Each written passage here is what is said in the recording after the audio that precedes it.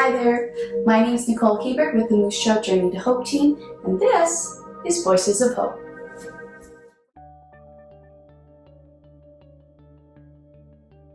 I grew up in a partially broken household.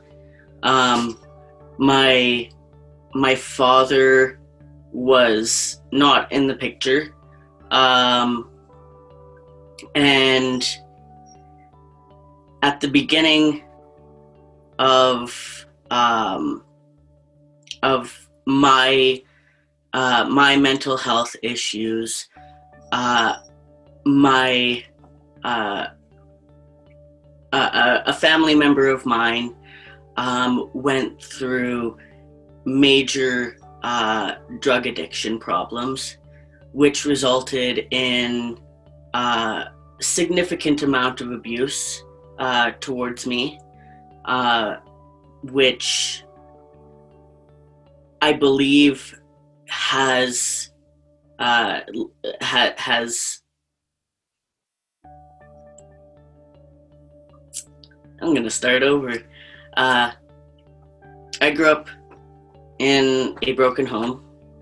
My father was not a part of the picture, and my a close family member was a drug addict, addicted to cocaine, which led to a lot of abuse from him to me, and that caused a lot of my mental health problems. Growing up, I often felt that I wasn't enough because someone that I looked up to so much seemingly hated me, thought that I wasn't worth the time or the energy, and just an insignificance. That carried on throughout high school. I experienced a lot of betrayal in high school when coming out as part of the LGBTQ plus community, and being in a Catholic all girls high school. There was a lot of people who didn't appreciate me and didn't find my existence very good, I guess. That also hurt a lot.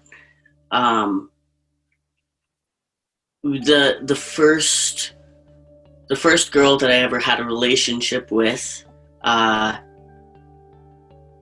day that she broke up with me was my grandfather's funeral, which she knew about, and she decided to make me aware that our relationship was a practical joke to me, a joke on me, which was fantastic. So I have a lot of trust issues and a lot of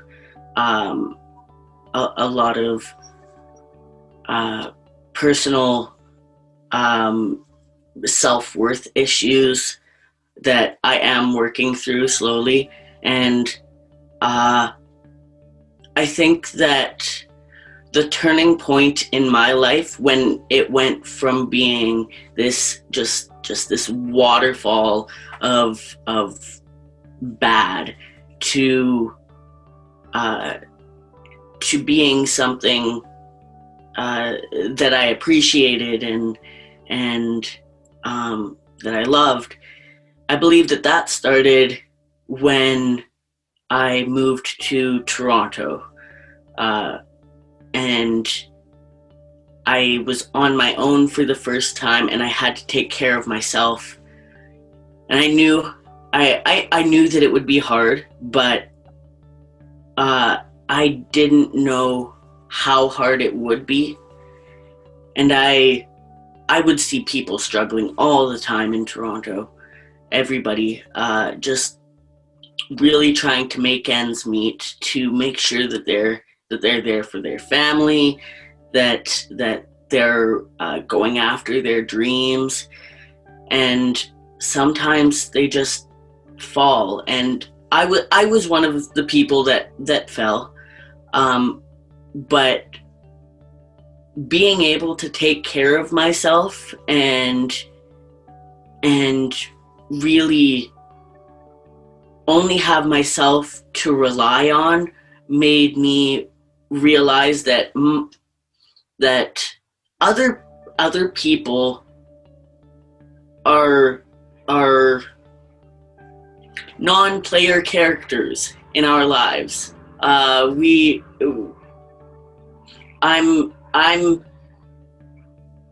not what other people say that I am, and I'm not what I think other people think that I am. I am who I am, and other people, or my perception of other people, shouldn't change that. And now we're here. I am 23 years old, and I'm on medication, and I'm doing really well. Last summer, I was diagnosed with borderline personality disorder, which is a mood disorder that is often characterized by excessive mood swings, similar to bipolar disorder, but on a much heavier scale, and also it also is characterized by dissociative episodes, and a lack of understanding oneself as a person. And I went through a lot of that, and I still go through a lot of that. I actually just had a major depressive episode just a little while ago. I just got over a major depressive episode a couple of days ago, and it is still very hard to deal with, but it's gotten a lot easier, and a lot easier. My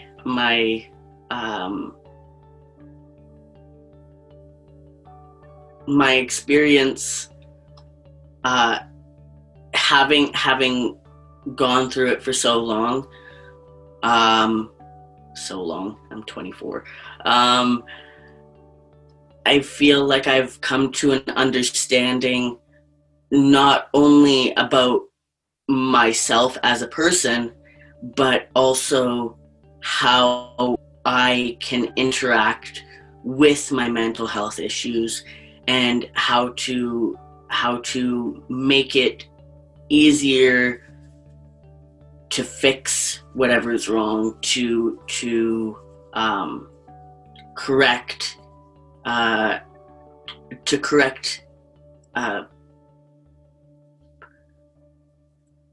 the bad things that go on in my head.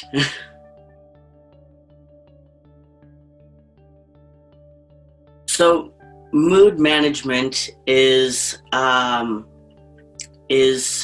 way of recognizing what you're feeling, recognizing why you're feeling that way, and recognizing whether or not that's a logical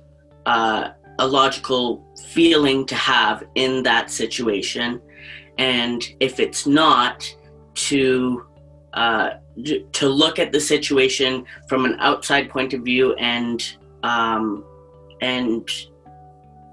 readjust your outlook on it and your feelings towards it. My experience with that is, well, for a very long time, I was so mad. I was mad all the time, which is that it's called mania. It's the opposite of depression, and it's not. I mean, it is anger, but it's so much more than anger. I felt it all the time, and it really damaged a lot of my life. It took a really long time for me to understand the importance of mood management, and that and to understand the irony of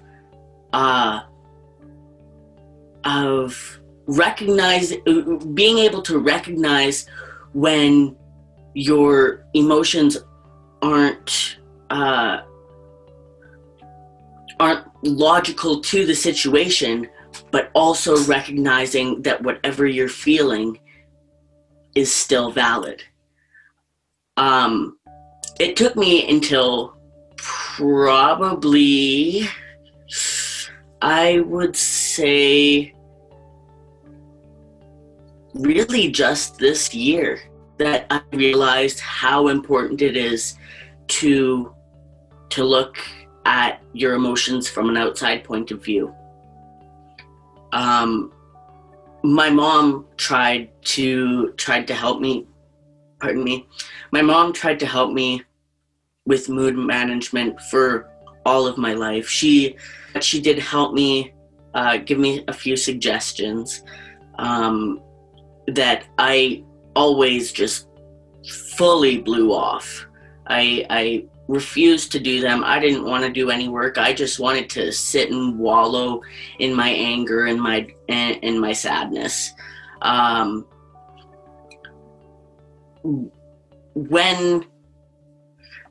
Before I understood the importance of mood management, I lost a lot of people. When I was in high school, my best friend, Jared, he left me. He stopped being my friend because of my mania. And a couple of years ago, when I was in Toronto, I lost briefly. I lost my soulmate, my best friend, my number one. I was really good friends with the both of them, and they both felt very comfortable with me, comfortable enough to express that. I got mad. I got mad that they that they loved each other, that they wanted to express their love for each other, and I lost my temper, and I lost my best friend of 18 years for a good 6 months before I reached out and had to apologize. And that, I think, was the biggest thing that made me realize how important it is to love. It made me realize how important it is to pay attention to the logic of your emotions. I'm really grateful to have her back.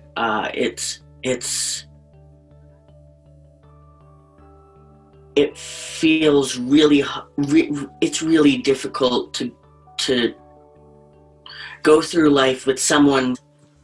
It's really hard to go through life with someone by your side every step of the way, and then have them leave because of something that you did.